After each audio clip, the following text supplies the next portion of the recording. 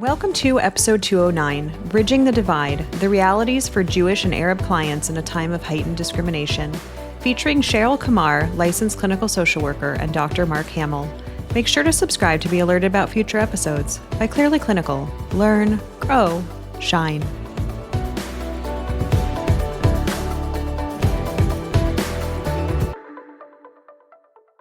Hello to our listeners. My name is Beth Urias, and I am truly honored to be joined today by two clinicians who have stepped into a difficult conversation in these times. I'd like to introduce you to Cheryl Qamar. She is a licensed clinical social worker, and one of her specializations is supporting people of all different backgrounds. She is a steering committee member of the USA Palestine Mental Health Network and co-chair for the board of Eyewitness Palestine. And in addition to her work as a licensed clinical social worker, she has specialized in trauma for many years. And I've also asked Dr. Mark Hammel, who is a counseling psychologist who spent many years treating veterans, first responders, and he also has worked quite a bit in the Jewish community. He himself spent some time living in Israel in his youth, and he will share a little bit more about that. But I'm just so delighted to have both here to have this conversation during this time, because I think many of us are hungry for information. And thank you. Thank you both for joining us. Thank you. I would love to invite you both to speak a little bit more about yourselves and about your background. Cheryl, why don't you start? Please tell us about you. Sure. I am a second generation Arab American. I am a clinical social worker who spent most of my career in community mental health, which has been an important part of my understanding of mental well-being, the systemic and communal impacts on one's psychological health. And my clinical work has gone a long way, as well as my somatic training, to help me be more present, be more effective, I think, in having these difficult conversations. Thank you, Cheryl. I appreciate you for having these difficult conversations very much. And Dr. Mark Hammel, Mark, why don't you tell us a little bit about yourself? Okay. I guess a little bit of family background. My father was, may he rest in peace, a German Jew who barely escaped with his life from Nazi Germany on the Kinder transport, and then made his way to the U.S., where he became a citizen, served in World War II. On my mother's side, my grandfather came from Russia, a diehard, died in the wool labor Zionist, and that is the legacy that I inherited as a child. That brought me eventually to Israel, to live on a kibbutz, to be a soldier in the IDF, the Israel Defense Forces, veteran of the Yom Kippur War, and also of the occupation of Palestine. I left eventually after 10 years, came back to the States to become a counseling psychologist, and worked with veterans, a lot of post-traumatic stress disorder, a lot of working with injured patients, and a lot of working in community mental health, where I got my start in Ulster County with a very, very broad range of patients, backgrounds, ethnicities, occupations, socioeconomic status. It's been quite a wonderful run of 43 years of experience. And I'm proud to say that along a big part of that, I've had a friend and a colleague in Cheryl. It's been a great source of inspiration and love. Thank you both so much for joining us. As we dive into what is certainly a huge topic and only so much we can cover during an hour together, where I'd like to start is some definitions. We've already mentioned some words during even just this brief introduction that people may not be familiar with. Can you both kind of throw out some words and define them, reading from Zionism to anti-Semitism and discussing kind of some of these big words that we're seeing in the news, that we're seeing, that we're hearing discussed in many, many conversations? I think that's really important to define and unpack these terms. I'd like to start with the word Semite, which simply means, members of people who spoke one of the Semitic languages in West Asia and Africa. And of course, that would include both Arabs and Jews. The term anti-Semitism, I think it's important to know, was popularized in 1879 by Wilhelm Marr, who was neither Arab nor Jewish. He was an anti-Jewish man who identified this term as a way to sound more scientific. It certainly sounded better than someone who hates Jews. And by using this term, he was able to coin it as something that people could not convert in or out of, right? It was a trait, not a religion. And it sounded perhaps more sophisticated to others. So the old anti-Semitism is the one that would be more like Marr's definition, directed against people simply because they're Jewish. There's a new anti-Semitism that I think is causing so much of the conflict that we see and experience today. And that includes any and all opposition to Israel as a Jewish homeland. So it couples criticism of the government of Israel with anti-Semitism as a danger to Jewish-identified people. So it's real. Anti-Jewish sentiment is real, and it's dangerous. And it's been weaponized to privilege one group over another. Thank you, Cheryl. And I want to hear from you, Mark. You mentioned Zionism. So I grew up at a time, I was born in 1948. And so my Zionist upbringing occurred before 1967, the Six-Day War. And being staunchly Zionist was actually the minority position within the Jewish community. We were basically told, don't talk about that. Shut up. You're compromising our status as Americans. This was within the wider Jewish community, of which I was, as a young person, very involved. And it was only after 1967 that the whole Jewish community in America kind of went all in. Everyone loves a winner after the Six-Day War. But it's also, I found, really the teaching in the Jewish institutions after 1967, by that time I was out of here, filled a void.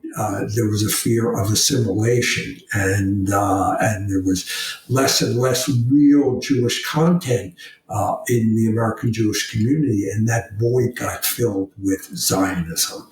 And that has become, a very, very important political point, that the conflation of Judaism and Zionism, which I refer to as Zionist integralism, the idea that Zionism is integral to Judaism, when in fact it was really an upstart movement within Judaism that happened pretty late in the game of the broad scope of the existence of Jews as people who identify themselves as a national group. And now, of course, it's been used to, as Cheryl said, to weaponize opposition and criticism of Israel and Zionism.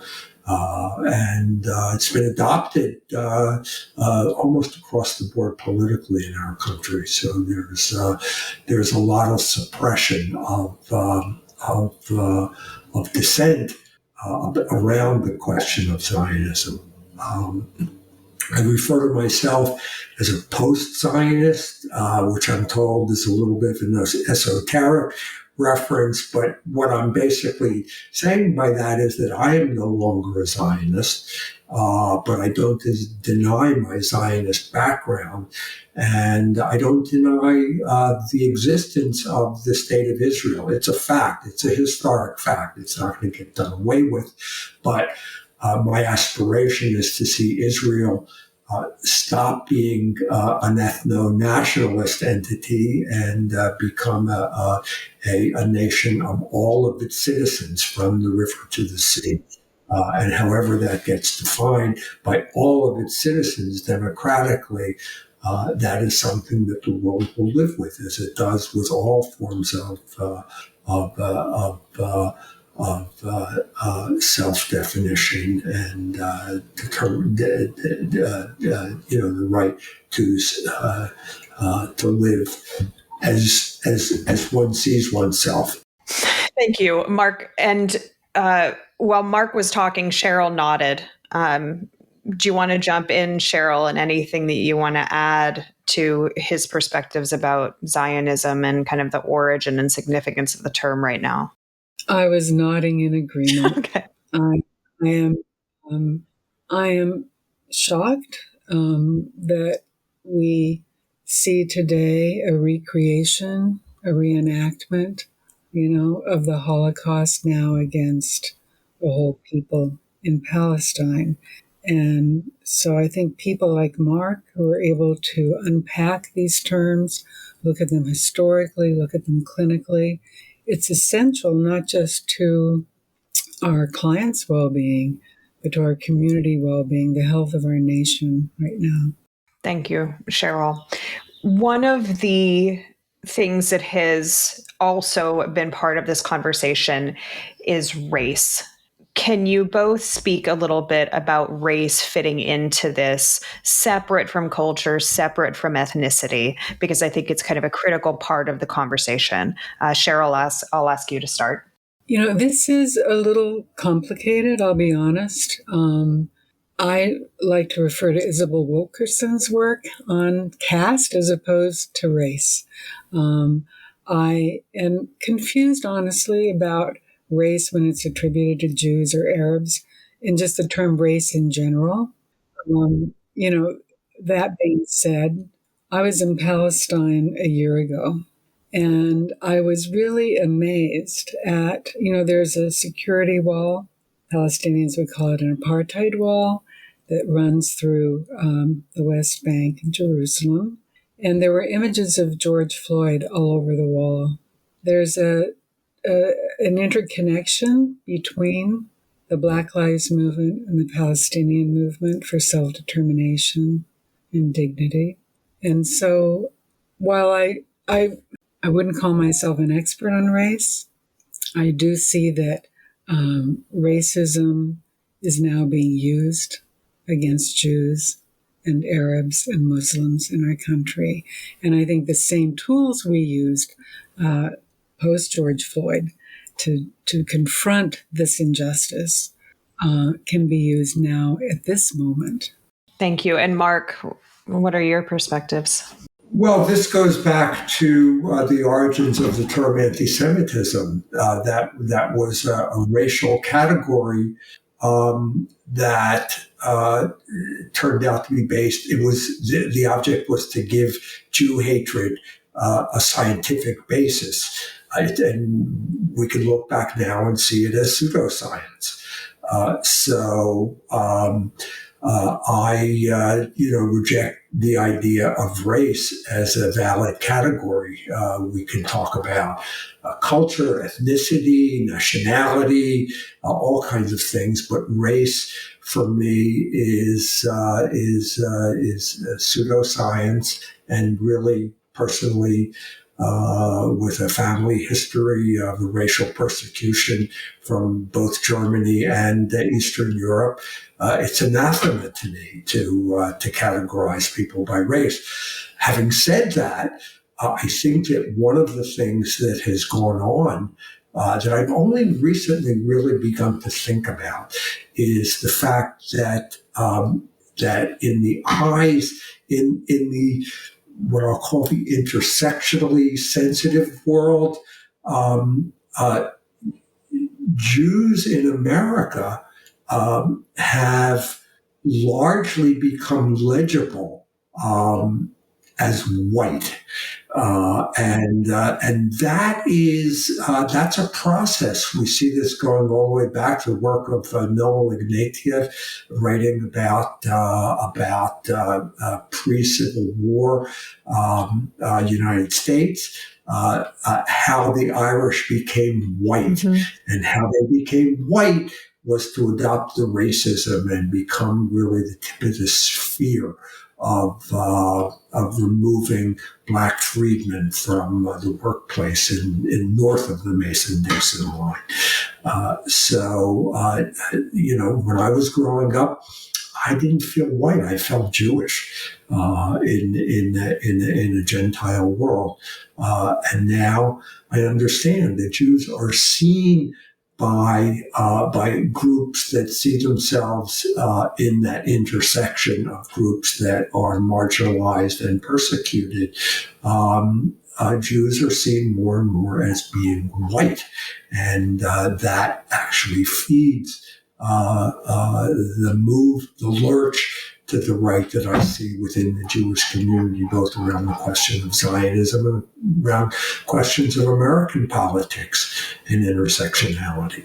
Thank you both. Right now, extraordinary increases in the United States of anti-Semitism, anti-Arab, anti-Muslim sentiment. These are very real threats to our personhood, to safety.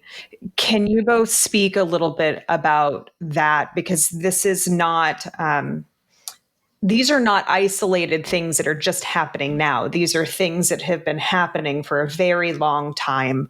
And again, there's only so much we can cover during this hour, but I'd love to invite you both to kind of unpack that piece of it, of the generational component that's coming in here and the trauma that's being woken up in bodies of people that are carrying these identities that are being actively discriminated against.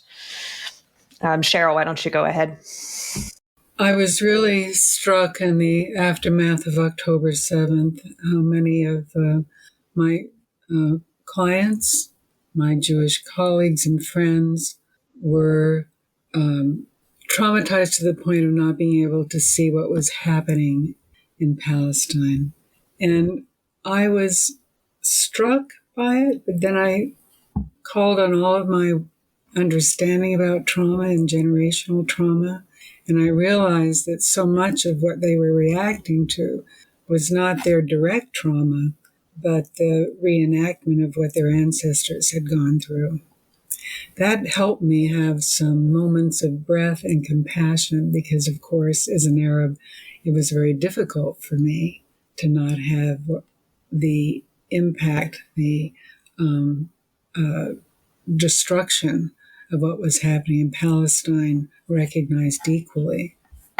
In my ability to sit with their pain and help them unpack their distress and understand what it meant to them and how they were unable, as a result, to see anything else but the Holocaust, we could then have a better conversation. We could then have a more clinical, if it was a client, a more effective clinical experience, because I was showing up, I was recognizing that by understanding the impact of this event on them and the fact that it wasn't just the present moment, there was some historical trauma being played out in their bodies, in their psyches, it helped me to stay present.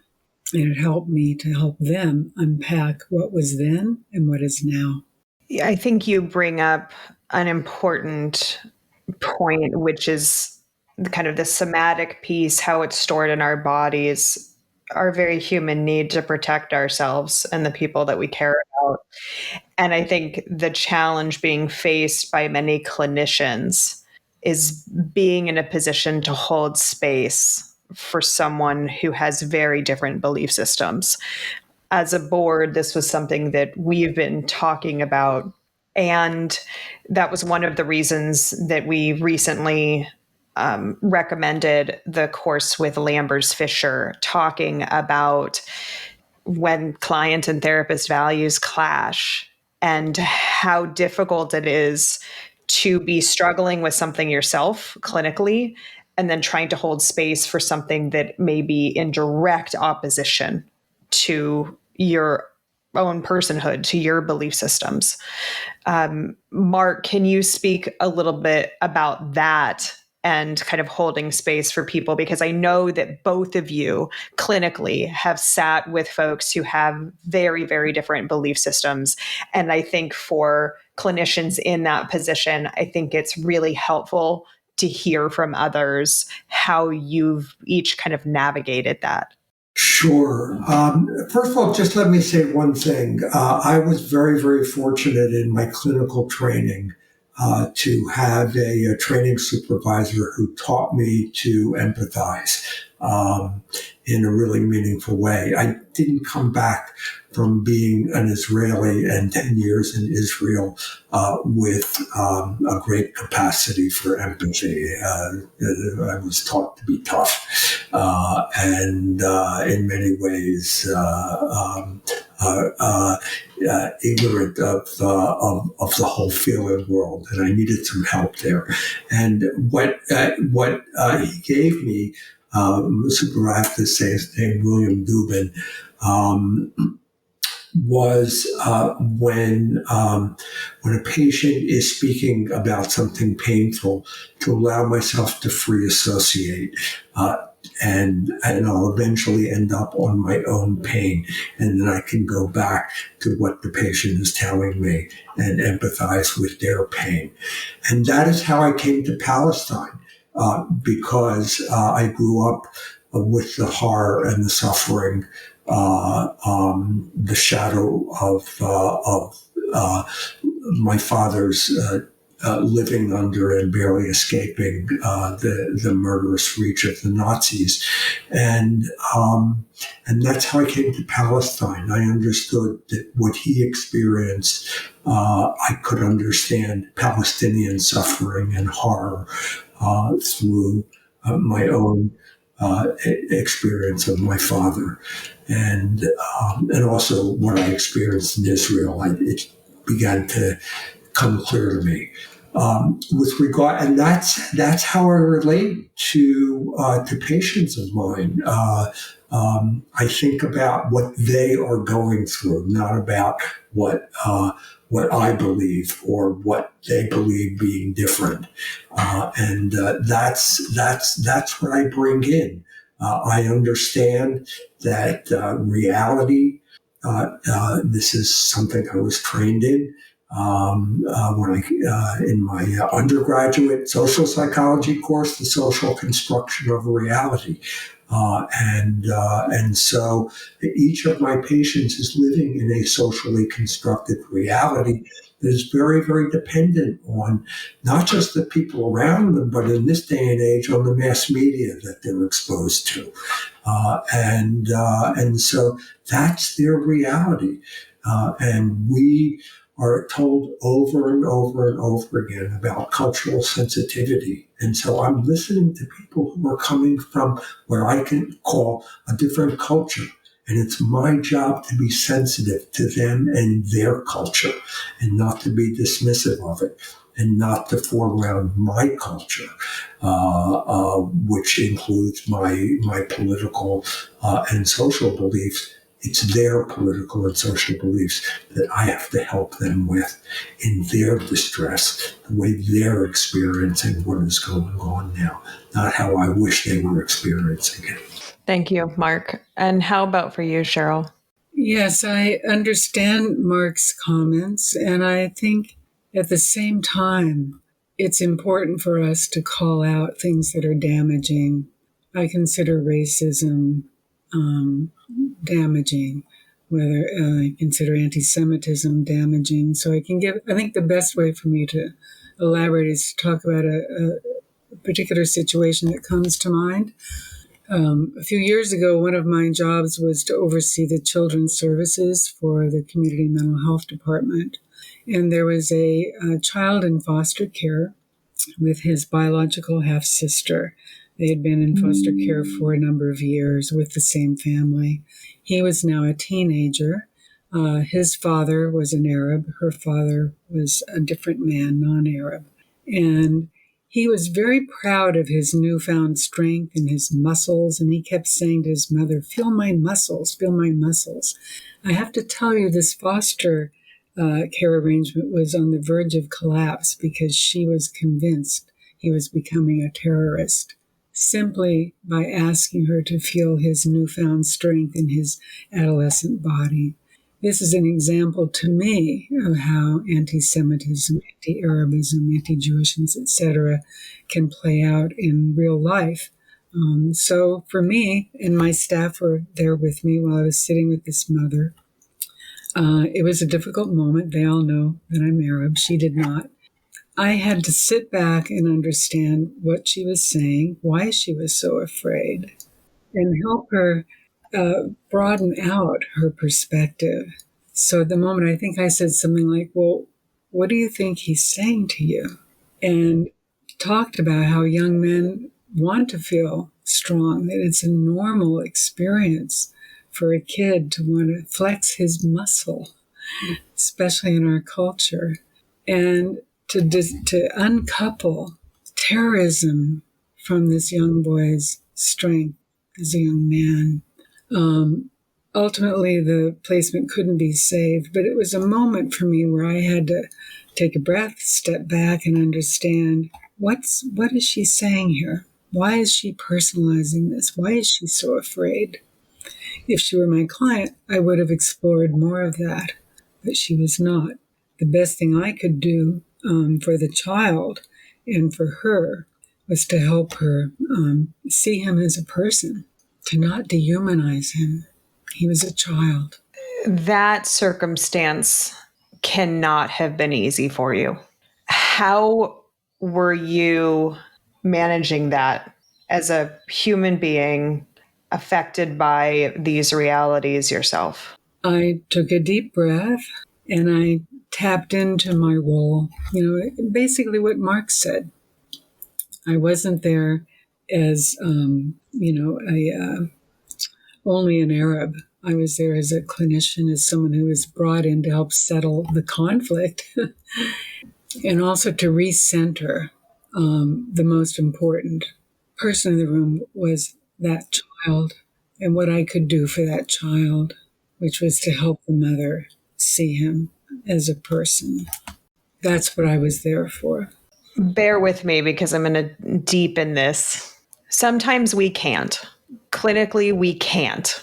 I've been there. I think many of us have been there where our heart is pounding, our vision starts to get a little bit tunneled, like whatever it is that's going on in our bodies that is screaming, this isn't safe. For people who are listening, who are finding themselves in this position clinically, do you have any thoughts, any feedback, any advice? Cheryl, I will ask you to speak first. Go ahead. Psychoeducation is a big part of my work.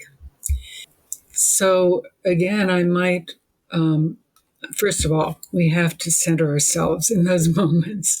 I've had my heart beating and my hands getting sweaty in those moments. So I always come back to that deep breath and a pause when I need it. And then I try to understand the meaning for this person. What are they saying? How is it impacting them? And then I try and get them to understand and unpack what they're saying. What does this mean? Why do you assume this? For example, in this case, I did say to this mother, foster mother, he had never lived with his father, or I think the father left when he was an infant. Why are you assuming? You might be bringing in something that has nothing to do with what's happening in this moment with your child. We're not always successful, but I think we owe it to the client, to this mother who was clearly bound up in her own hatred of Arabs and fear, to educate. That is part of our role. and to not discriminate. That's what we have, a code of ethics, that we all are bound to as professionals, to do no harm, to not discriminate, to value the worth of each individual. As you were talking about that, Cheryl, where my brain went, and I've heard it too in the way that you've spoken, Dr. Hammel, trauma-informed care. This idea that the other person's trauma and history is valid. And then I'm also hearing, so is yours. And letting that exist in the room and tending to yourself and being aware of that thing that's being triggered. What are your thoughts, Mark? Like, what are your kind of pieces of feedback for people who are finding themselves in this position? Well, I think Cheryl brought up a really, really important term that is central for me in my work as a psychologist, which is psychoeducation. And so a lot of my approach across the board with my patients is to teach them about various aspects of what they're struggling with, what they're dealing with, how they're getting information, what they make of that information. For instance, with post-traumatic stress disorder, just as an example, I teach my patients about the mechanisms of traumatic stress. I teach them that it's not an illness, it's not a weakness, it's an injury, I teach them that they've been injured, that their stress response system has been impaired. So that's just an example. But with regard to what for me are outrageous assertions that I know are coming from mass media or from social groups and stuff like that. I work with veterans. I'm going to hear what they get from the news sources, that the opposite of what I consider to be newsworthy. I'm going to get it from their veterans organizations.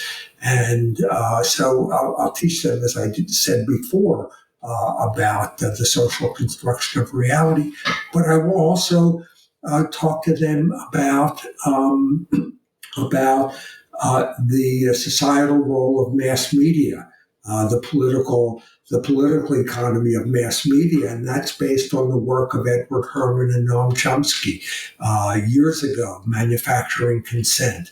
I can give them a perspective. All I'm doing is offering them a different perspective, that where their silo is versus the opposite silo, and give them some food for thought there. And then I don't know if you want to go more into it now, but I also work a lot with the big 5 personality factors and how we know from research that has gone on that there's a left of center personality versus a right of center personality. And that's something I can work on with my patients to help them understand the way they come at things and the way other people come at things differently than that, and make political choices and identifications based on their own operating system, which is what the personality is. Thank you. Mark, I want to go back to something that you said, which was bringing up your work with veterans. This topic and topics like this can be very difficult for vets, and not just American vets, but to have served, to have put yourself at risk, to have been injured, to have literally risked life and limb, or to be in the family or loved one of people who have done that, and then see an entire military or group of people behave so differently than what had been done previously. Can you speak a little bit about that? Because that kind of challenge to self and to belief system that is so almost inherent of having served in the military. Well, so first of all, self-disclosure is really central because eventually almost every veteran I've ever worked with is going to want to know about my background. And this started because I started out really on the ground floor of our modern concept of post-traumatic stress disorder. I started my VA internship a year after DSM-3 first published this formulation of PTSD. And it was at the VA. Veterans knew that I was of an age what was I? Was I a college student protesting the war, or was I a veteran myself? And I started then. I never conceal my background with a veteran, and so I would tell them a little bit about my background. So they knew that I was a veteran of the IDF, the Israel Defense Forces, and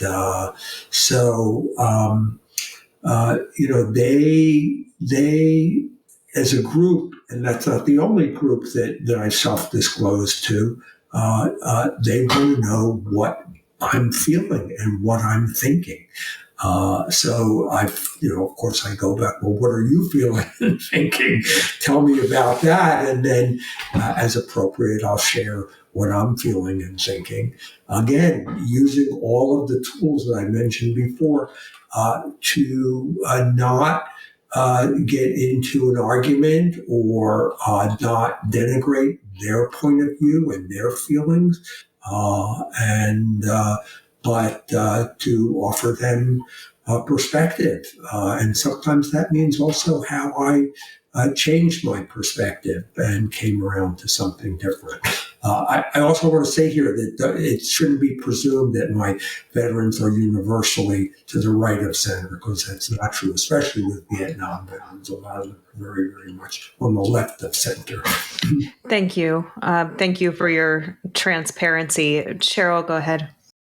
Mark, do you want to talk about what you told me the other day about Vietnam veterans coming home and being spat upon, and that now the movement that we're seeing on college campuses in different communities is in some ways similar to now a certain sector of Jewish people feeling, quote unquote, spat upon?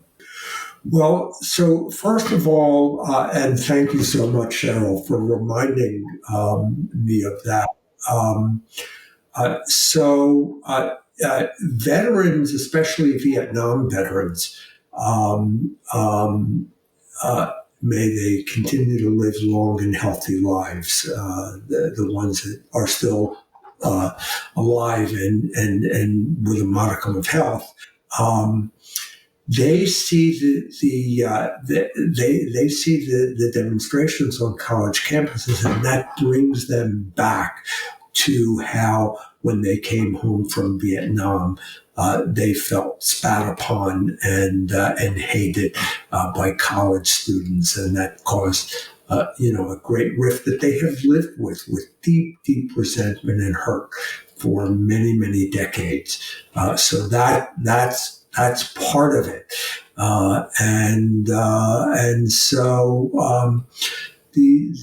for across the board, for Jews that I talk to, that I treat,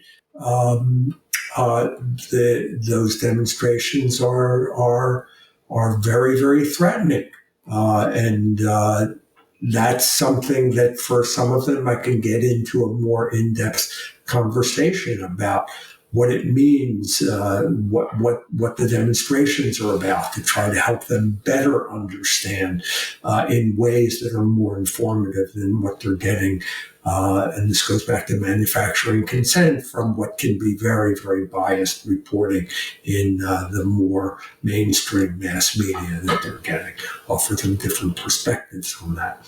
But it really, you have to be sensitive to each patient's particular background, needs, style of understanding. And I would just add that those same experiences that are leading so many, I'll just use the example of Jewish students on the campuses, some of the campuses feeling threatened, afraid. At the same time that the Arabs that I know, the Palestinians, excuse me, the Palestinians that I know are feeling seen, are feeling heard, are finally feeling that their struggle has been understood. So there you have it. I think both Arabs and Jews in this country, and of course worldwide, are feeling a unique loneliness, and that comes into our offices. I've noticed that there's one term neither of you have used during our conversation, and I want to ask about it: Islamophobia. Can you speak a little bit about that and why that is not a word that either of you have used? Why you, Cheryl, have instead used words like anti Arab, anti Muslim instead of Islamophobia? When I use the term anti-Arab, I'm actually being inclusive of anti-Muslim and Islamophobia. Islamophobia is, of course, a very real concern. I have had clients who wear hijab who have been faced daily insults and humiliation in this country. So it certainly wasn't to omit those very real experiences. Absolutely. They're there, they're real, and like any discrimination that shows up in our offices need to be addressed. The great wave of Islamophobia.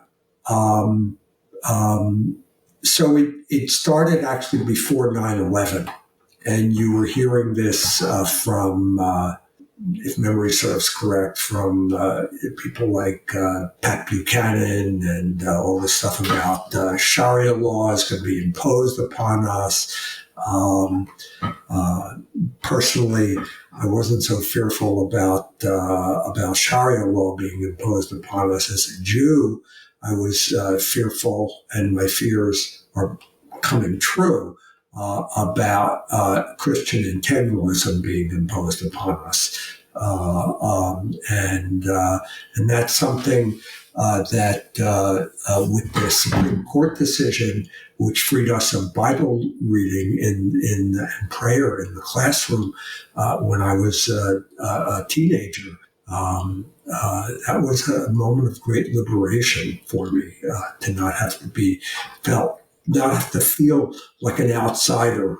Not because I had anything against the Sermon on the Mount, but I knew that it excluded me when something from the New Testament, and so. So we there was already a tilt towards Islamophobia before 9/11. Then, of course, there was really a crescendo of it. So that's something we've been dealing with for over 20 years, and it's still very, very much there. And reactions. It was I work with. We went through Afghanistan and Iraq.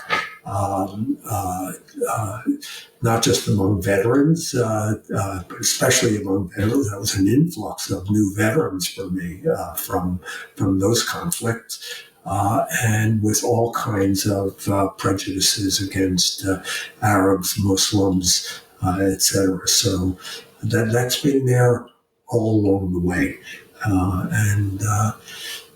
so we didn't mention it, but we didn't mean to exclude it from the conversation. Thank you. I appreciate it. I was just thinking about that term as this conversation was unfolding. You've mentioned the campus unrest. As we're recording this, we are in the second to last week of May 2024, where the news cycle is peppered with information about how protesters are being addressed and treated on college campuses, how other people feel, counter protesters, like it just choose the university, choose the day, choose the moment, and how these things are being addressed. This is such a big struggle for college students, whether they are part of the protests or not, or affected by them, and also such a big struggle, particularly for parents that are watching these young adults and are scared and worried. Cheryl, you're nodding. I'm curious, can you both speak to that and how we can support college students and their families when things on college campuses feel really scary right now? So it's interesting based on what Mark said about veterans or Jews feeling alienated by the protests that are going on. At the same time that Palestinians and Arabs and Muslims are feeling seen, are feeling understood, are feeling like their culture is being recognized. Their histories are being understood, or at least are seeking to understand.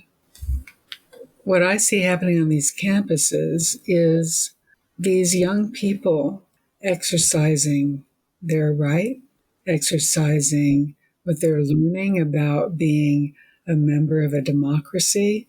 I see them learning from each other. What little I have understood about these encampments is that they're places of learning. Students are there learning from each other. That includes Jewish and Palestinian and Arab students. To me, it's what, apart from the violence, believe me, I'm not condoning the destruction that has happened on some campuses, but from what I understand, there is lively discourse and learning, and of course, expression of resistance to something that we're watching unfold in real time. We cannot escape these images of people, children, being starved, dying, dying under rubble. It's why wouldn't they rise up? Why wouldn't they speak out? Again, I think there's a kind of community and investment in democracy and making a difference. Compassion. Let me say this. Samud is a term that I'd like to bring into our conversation. It's an Arabic word that means steadfast. It means perseverance. It's different than resilience. Resilience is sort of returning to a state that, being able to return to a state that might have been traumatic or unhealthy for you. But Samud is about action. It's about changing the reality around you. It's what I've learned from my Palestinian colleagues. So I see these campuses practicing Samud, having a voice, learning about the history. Mark and I have been involved in teach-ins in our community, and they've been so well attended. People are actually turned away at the door because we have no room. People want to learn. So I see what's happening on these campuses as learning, as conversation that needs to happen. Yeah, I would. So I've been watching the campuses. That's an age that is an incredible age. That transition to adulthood is what I've always called it. It's for many of us, that's the highlight of our lives, and that's wired in there because our brains are actually transforming at that age. So our young people, they're in a learning environment, but young people learn. Everything is a learning experience because the world is unfolding before you, and you're learning about how it works, and there's the intensity of youth, it can get out of control. It can be a little bit too intense because the propensity to want to see things in black and white and not nuances is not quite there yet. So I watch with horror the heavy hand of the state, the college presidents who were calling in the carceral state, police in riot gear, and arrests and sanctions that can destroy young people's lives. The punitive aspects of the sanctions that they're put on. I can hardly believe my eyes. And my reaction is, what are you doing? These are our children. These are our children. This is our future. One of the words you said, Mark, stood out to me, and I want to restate it, which is our children. And I think one of the threads that I'm picking up from both of you is just this inherent inclusivity and belief that we can clinically bring in instead of push away. And the challenge, of course, that gives to clinicians. I also want to bring something up in thinking about a prior question I had in working with clients with very different perspectives. I realized too, as we're talking about this, we're in the way that you both answered, we were talking more than likely about people with whom you have meaty long-term relationships, separate from the possibility of doing an intake with somebody who comes in with a particular symbol on their shirt or a word or a bracelet or something or a hat, and you go, huh? And I think one of the complexities here, I had a very dear supervisor who told me a story about his early career, and he is a Jewish clinician, and that someone made it very clear during the intake that they were supportive of Nazism. And he said, let me give you some referrals. Mm-hmm. Can you both speak to that a little bit? Because I think there's a lot of self-knowledge there of being able to say, like, okay, here's a line and I can work within this and I can lean in. And then also, like, there is the line that I can't cross and I need to know where it is that I will go into potentially being harmful.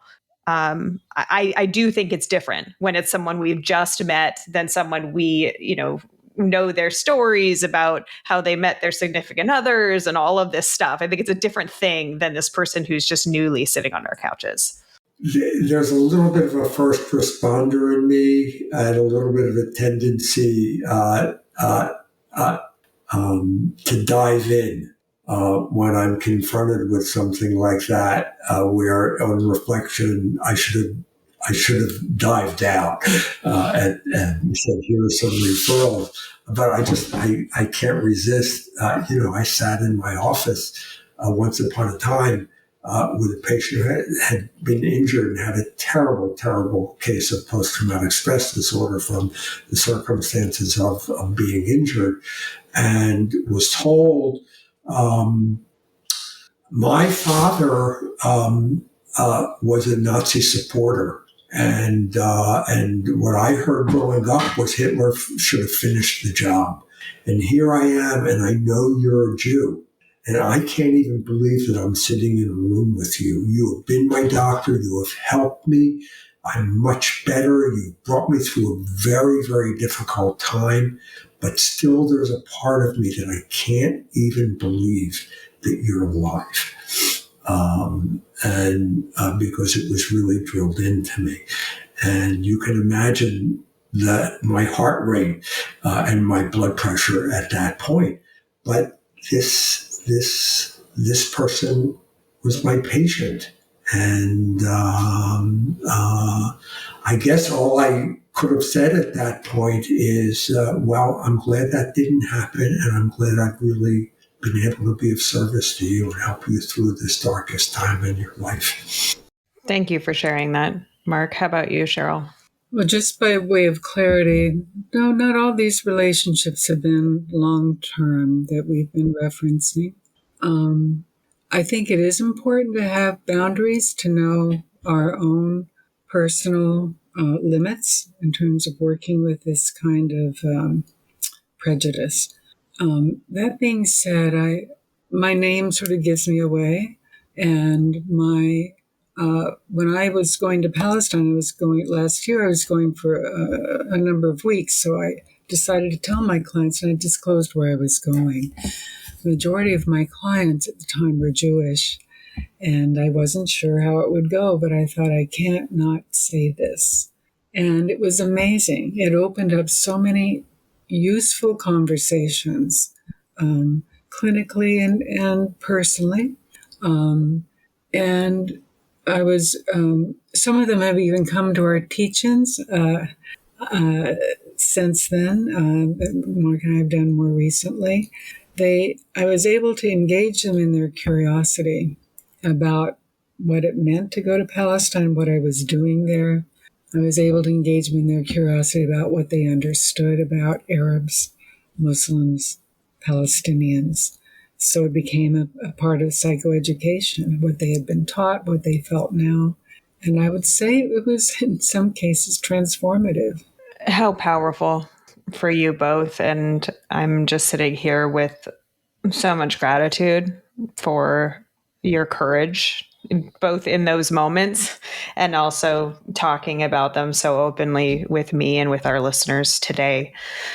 Knowing that we don't have a lot of time left, I want to quickly go into a topic that I think has been sprinkled in a bit to this conversation, which is the mass media coverage. These are concepts that we've talked about in various episodes, but I'd love to hear specifically from you. These are very disturbing images. It is so easy to go down a rabbit hole where you keep clicking links, and then the next thing you know, it's 3 o'clock in the morning. And if you do sleep, you're going to be having nightmares. How do you work with clients on being okay with limiting exposure to these images and to these stories? Mark, I'll ask you to go first. Okay, I'm so glad you asked that, Beth, because that was one of the points that I neglected to make. A big part of the work I do is teach my patients about the fact that mass media is engineered to inflame, because that grabs eyeballs. And eyeballs is advertising. So that goes back to the political economy of the mass media, and to teach my patients that exposure to that is inflammatory in and of itself, and that they need for their own health and well-being to severely limit their exposure, especially to TV. That voice of the TV anchor is designed to create stress and fear, if not outright hatred, to get you to come back after the commercial break and to tune in over and over again, or if it's on your devices, to doom scroll constantly. And so I really strongly recommend limiting, if not eliminating, exposure to that, and getting information from longer form written analyses, but not to be focusing on the minute to minute, hour to hour. Just not healthy. Thank you. I appreciate that perspective and that advice of, instead of watching it on TV where it's designed to really loop you in and keep you looped in, I appreciate that advice of, let's read it. Let's read it instead. Let's take away some of that kind of potential yellow journalism and imagery. And I know the conversation I've had with clients is, we need to give our nervous systems a break. And so when we see these images and our hearts are pounding, at what point is enough enough? How much is that helping us or serving anybody at that point, and giving permission to do something different? So I appreciate you, Dr. Hammel, and that permission. Cheryl is our last question for today. What's your feedback on that? Well, very, very much the same. You know, there's been research that's shown that human rights workers and journalists actually can suffer from PTSD just by their exposure to these images that we're referencing. And I think it's important that it's not just on TV, it's in, social media. It's where we're fed algorithms. People don't realize they might think they're getting facts, but in fact, they're being fed information that confirms their bias already. So it's feeding information bias, it's feeding, divisiveness, etc.